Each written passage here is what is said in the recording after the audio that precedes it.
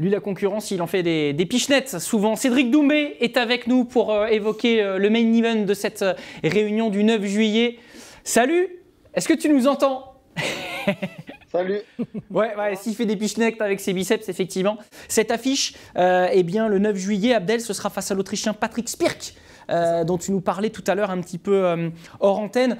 Cédric, évidemment, les spécialistes le connaissent pour celles et ceux qui le découvrent aujourd'hui. Multiple champion Glory, grosse série mondiale de kickboxing, qui a aussi participé, je crois, à une télé-réalité qui était visible sur Netflix. Tu me confirmes, hein, Cédric, c'était plus pour tes qualités d'influenceur, je crois, réseaux sociaux, non? Ouais, qualité de comédien aussi. Ouais. Ah oui, bah ça oui, on le voit bien sur les réseaux de temps en temps. Bon, et pour être un petit peu sérieux avant ce rendez-vous du cirque d'hiver, là aussi, comme Alphand, finalisation de préparation. Comment tu vas déjà? C'est une première question assez simple, mais t'en es où de cette préparation? Est-ce que tu es dans les conditions optimales? Bah, ça va très bien, alhamdoulilah. Et alors moi, à la différence de mon ami là, j'ai oublié son prénom, Alphand, c'est ça? Oui, ouais. Bon, moi, je peux pas me permettre de, de relâcher la diète. C'est un peu la galère en ce moment, mais ça descend, ça se passerait très bien. Là, d'ailleurs, je sors de l'entraînement au sol et physiquement, je pensais que j'allais être crevé, mais en fait, ça va très très bien. Donc, très confiant pour ce deuxième combat en MMA. Tout à l'heure, tu citais mon palmarès, mais bon, pour t'éviter de trop parler, tu peux tout simplement dire le meilleur striker au monde.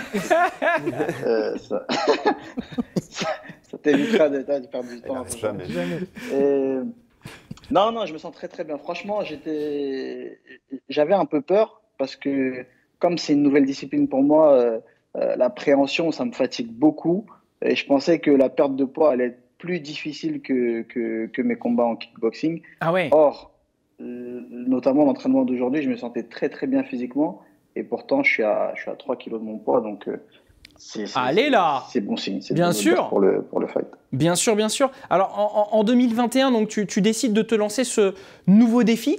Qu'est-ce qui a prévalu un peu dans ton choix et cette prise de risque? Tu parlais du poids notamment, et donc j'imagine que c'est une prise de risque quand on a tout gagné dans une discipline, se lancer ce défi.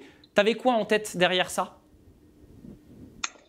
Alors, souvent les camarades ici, là, parce que je suis en Irlande, à Dublin, ils me posent toujours la même question en me demandant mais pourquoi t'as changé? Et je leur dis, tu sais, quand t'as tout gagné et que t'arrêtes pas de gagner et que les mecs, à chaque fois, ils se couchent au bout d'un round, de deux rounds, tu te dis, bon, je suis encore jeune, j'ai envie de nouveaux challenges, tu vois. J'entends que, bon, il y a des gens qui parlent de MMA, tu vois des mecs sur YouTube, ils s'appellent Greg, ils font un peu les shows MMA. Je dis, bon, il faut que je leur montre un peu ce que c'est que vraiment de se battre, tu vois. Il faut que je leur montre vraiment c'est quoi un vrai style de MMA, tu vois. Du coup, je me suis dit, allez, nouveau challenge, et je suis persuadé que je peux être le meilleur en MMA, comme je suis le meilleur en kickboxing. Donc, c'est pour ça que je me suis dit, allez, c'est parti, nouveau challenge, j'ai les capacités. J'aime ça en plus, parce qu'avant, je ne vous cache pas, j'aimais pas trop le jiu-jitsu, le grappling, tout ça, parce que bon, moi, des mecs qui se roulent par terre. Et puis, en m'y intéressant un peu plus, j'ai vu l'aspect technique qu'il y avait derrière tout ça. J'ai vu qu'il fallait beaucoup de fight IQ, tu vois, beaucoup d'intelligence de combat pour exceller dans ces sports au sol. Et du coup, je me suis dit, voilà, c'est mon ego qui a parlé. Je me suis dit, attends, moi aussi, je peux être le meilleur dans ça. Et j'ai beaucoup aimé. Et maintenant, je m'entraîne avec Mehdi Hotman, d'ailleurs, au KFBC Clichy. Et franchement, je me régale. J'apprends à chaque entraînement. Alors, du coup, justement, tu me tends une perche, je la saisis. Il y a ce premier combat remporté face au Tchétchène Emiev. 8 mois plus tard, donc, il y a ce retour aux affaires. Qu'est-ce qui fait que sur cette période-là, tu parlais d'IQ, d'intelligence au niveau du combat, qu'est-ce qui a fait que sur ces 8 mois-là, aujourd'hui, tu te sens un meilleur combattant? Qu'est-ce que tu as bossé, justement, sur ce laps de temps? Déjà, le premier fight, il faut savoir que je me suis préparé, on va dire, tout seul. J'ai fait que du grappling et du kickboxing de mon côté. Ce qui n'est pas très sérieux, mais il faut dire la vérité, ce premier adversaire n'était pas hyper inquiétant. C'était un kickboxer. Déjà qu'en kickboxing, il n'est pas inquiétant. Alors là, en MMA, je ne me faisais pas de soucis. c'était pas un adversaire très dangereux. Et ce qui a changé, c'est que maintenant, j'ai une vraie team en MMA. C'est-à-dire que, bon, là, on pourrait croire que je suis au HEPS, en prison, mais non, je suis dans un dortoir. Je suis dans un dortoir en Irlande et en fait, ce qui m'a manqué dans ma carrière, c'est un peu ça. C'est-à-dire, c'est une vraie team. C'est un entraînement quotidien, matin et soir. Et en fait, c'est une mise en autarcie dans cette bulle-là de MMA ou de kickboxing. Il m'a toujours manqué ça parce que moi, dans ma carrière de kickboxing, ce qui a fait ma particularité, c'est que je n'ai fait que voyager, prendre du savoir, revenir et m'entraîner à la maison. J'ai toujours été un peu seul. Or là, en MMA, je peux pas du tout faire la même chose parce que c'est un nouveau sport. C'est une nouvelle discipline que je découvre. Tu vois, c'est pas juste je fais du sol et c'est bon, je suis un bon kickboxer. Non, là, c'est vraiment du MMA. C'est une discipline à part entière. Donc là, pour mettre toutes les chances de mon côté, j'étais obligé de voyager et de rester. Donc là, ce qui change, c'est que j'ai une vraie préparation et je le sens parce que la première semaine, quand je me suis entraîné ici, je pouvais...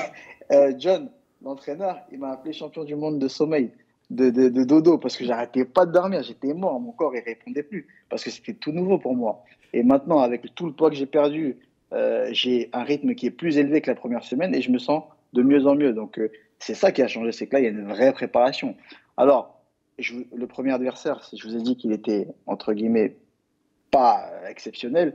Le deuxième non plus, on va pas se mentir, hein, je vais pas faire le fanfaron. Le deuxième non plus, c'est pas un tueur. Il est certes meilleur que le premier, mais c'est pas un tueur non plus. Donc après, je voudrais revenir sur mes propos. J'ai dit sur Instagram que j'allais le mettre KO au deuxième round.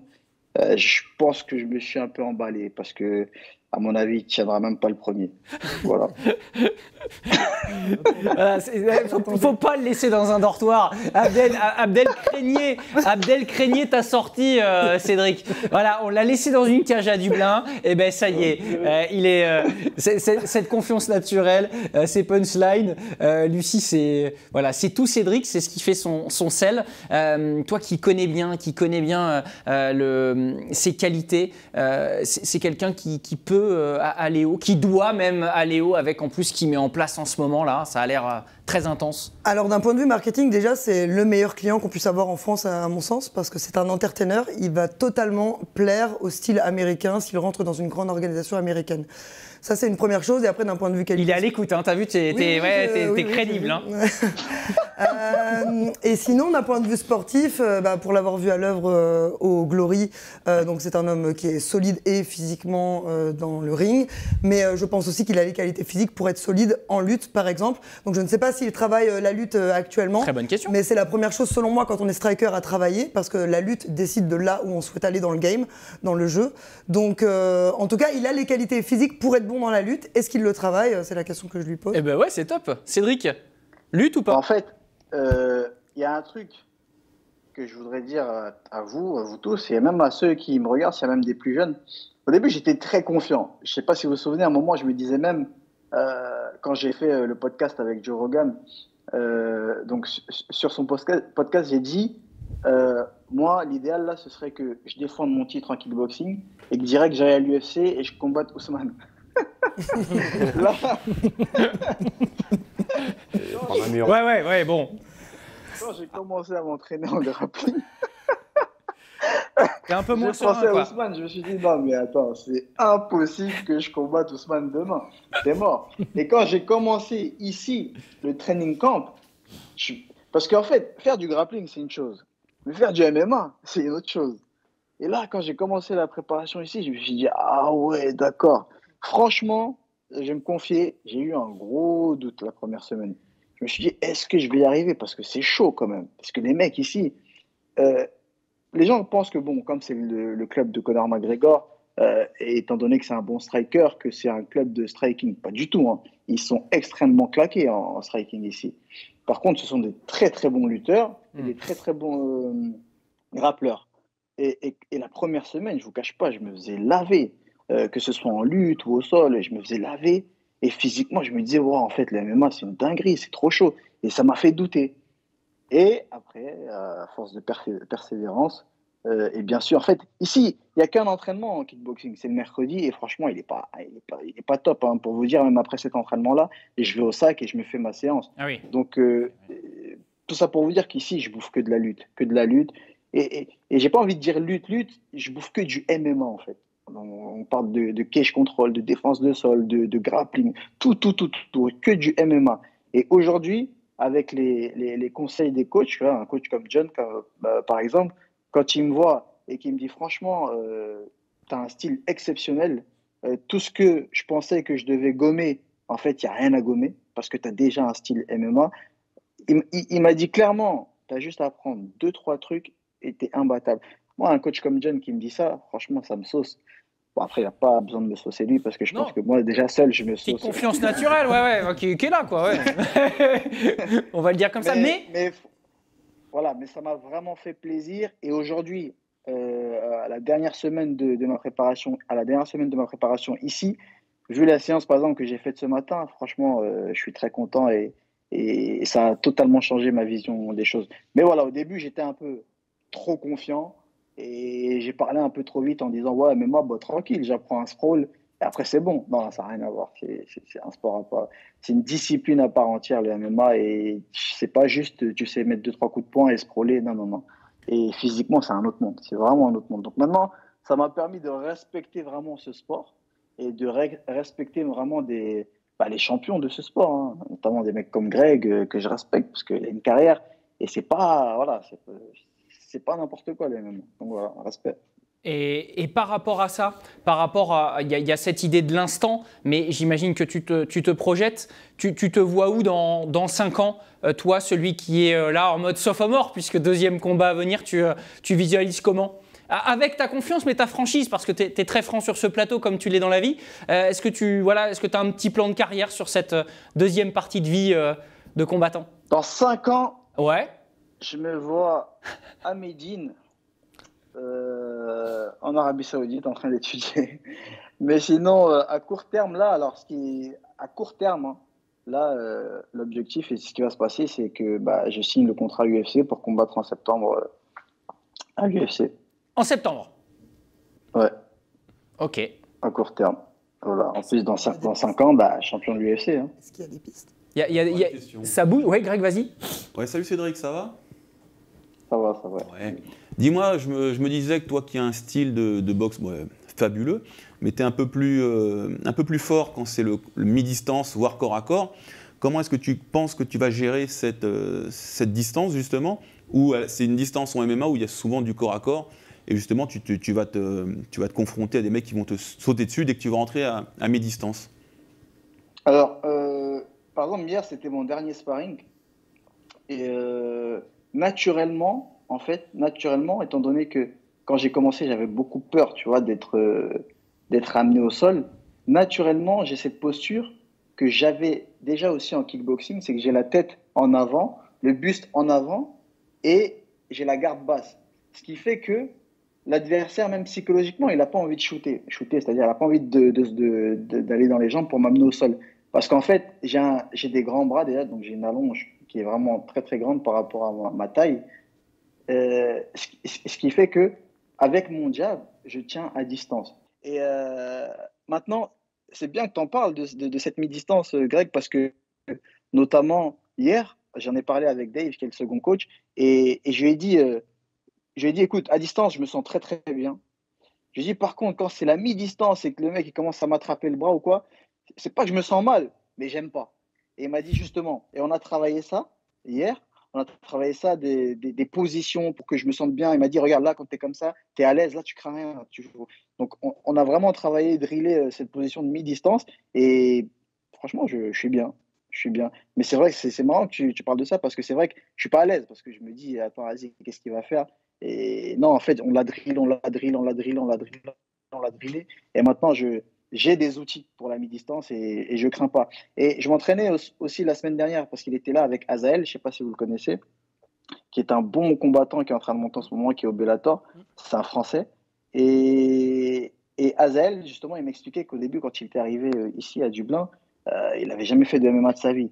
Et maintenant, il m'expliquait que quand, par exemple, le mec le prend en single leg, donc quand le mec a une jambe, ouais, un lutteur ou n'importe quel adversaire, lui attrape une jambe, ou même quand il est dos à la cage et que l'adversaire est vraiment collé à lui, il m'a expliqué qu'en fait, ces deux situations-là, il était à l'aise en fait. Il m'a expliqué qu'il était à l'aise. Moi, j'ai dit, mais c'est ça qu'il me faut. Moi, j'ai envie d'être à l'aise dans ces deux situations-là. Et puis, j'ai travaillé avec lui, il m'a montré des techniques, on a travaillé. Et maintenant, je dirais pas que je suis à l'aise, mais je suis mieux qu'avant. Donc, j'en ai plus peur en fait. Voilà. J'ai plus peur de ces positions. Ça donne envie de voir une vidéo. Greg, Cédric, là, pour parler technique et vous retrouver dans la cage, tu prends rendez-vous Moi, ça c'est quand il veut, mais de toute façon, j'avais pu apprécier ses progrès en lutte qui sont assez conséquents. On a vu des vidéos, je l'ai même vu en vrai, c'est un athlète super. Parfois, il peut être un peu exubérant au niveau de sa tchatch, on peut le croire prétentieux, mais le travail qu'il fournit et la remise en question permanente qui nous décrit maintenant prouve son humilité et que sa grande gueule, en fait, c'est beaucoup de factices. Mais c'est bien, ça fait vendre et ça fait parler de lui. Et comme a dit Lucie, ça marche énormément là-dessus. Cédric, avant de te lâcher, il y a eu la question du technicien, la question du journaliste. Tu parlais UFC tout à l'heure, il y a des approches, il y a des contacts, ça bosse en coulisses? Ah oui, clairement. Ouais, non, ce ne sont pas des paroles en l'air. Ça, je vous le dis, oui. Quoi, Abdel, oui. Il a lâché l'info, parce qu'on me harcèle avec ça. Donc Cédric, ça sort de ta bouche. À chaque fois, on me dit, est-ce que Cédric va à l'UFC, est-ce que tu sais quelque chose? Moi, je sais rien, mais là, voilà, il a fait une excuse. Enfin, c'est une sacrée info qu'il vient de lâcher. Septembre. Ouais. Ok, il y a une offre concrète. Ah, il faut une victoire après. Bien sûr. Moi, je parle parce que je sais que je vais gagner, mais c'est pas grave, vous avez compris. Tiens, j'avais une autre question aussi, si tu as encore un peu de temps, Cédric. Parce que Jérôme, tu vois, il voulait, quand il combat, il m'a dit, moi, ce qui m'intéresse, Greg, c'est pas de faire du kickboxing, c'est de faire du MMA, c'est de le mettre par terre, c'est de le tabasser ou de le soumettre. Est-ce que toi aussi, tu as cette envie, ou tu as plutôt envie de rester debout pour mettre ton kickboxing en avant, ou alors tu as envie toi aussi de te faire plaisir et de travailler tous ces aspects pour justement pouvoir t'exprimer, notamment au sol? Alors, pour te répondre, je vais te dire toutes les positions où je me sens à l'aise. Et je vais te dire celles où je me sens pas à l'aise. Je me sens à l'aise quand je suis debout et que le mec il est à distance. Je me sens à l'aise quand on est debout et qu'il est contre la cage et que je le contrôle, tu vois, contre la cage. Je me sens à l'aise quand on est au sol et que je le contrôle contre la cage. Je n'ai pas peur de ces positions-là. Par contre, si j'envoie mon adversaire au tapis et que je dois aller au sol avec lui pour le finir, je ne suis pas trop à l'aise dans cette position-là. Je vais plus rester debout parce que j'ai confiance en mon striking. Je vais le laisser se relever, mais je ne vais pas, je vais pas le tabasser au sol. Ouais, pas encore. On a une présentation super de ce combat face à Spark, l'Autrichien, du 9 juillet grâce à Cédric. Merci d'avoir été avec nous. Cédric, on te libère, on te laisse retourner dans ton fameux dortoir, comme tu l'appelles toi-même. Je vais juste terminer. Vas-y. En disant que, on parle beaucoup sur les réseaux sociaux, mais déjà, je voulais remercier Abdel pour me faire combattre. Je tenais à ce qu'il me remercie aussi. Parce que merci à toi de combat dans son organisation. Merci à toi, Cédric. Mais je voulais surtout dire que l'organisation qui fait combattre Cédric Doumbé ne peut que être numéro 1, en tout cas en France. Parce qu'on ne va pas dire dans le monde parce qu'il y a l'UFC. Mais en France, en tout cas, celle qui fait combattre Cédric Doumbé ne peut que être numéro 1. Donc voilà, ça c'était une dédicace à Abdel. Merci beaucoup, je prends ça pour un compliment aussi. Là. Merci Cédric. Avec plaisir. Merci pour l'invitation en tout cas. Cédric Doumbé qu'on connaît. Merci. Merci à toi d'être passé sur Sport en France pour évoquer cette réunion qui là est bien lancée. Avec la venue de Cédric, on est clair que le décor est planté. Ça t'a fait tiquer.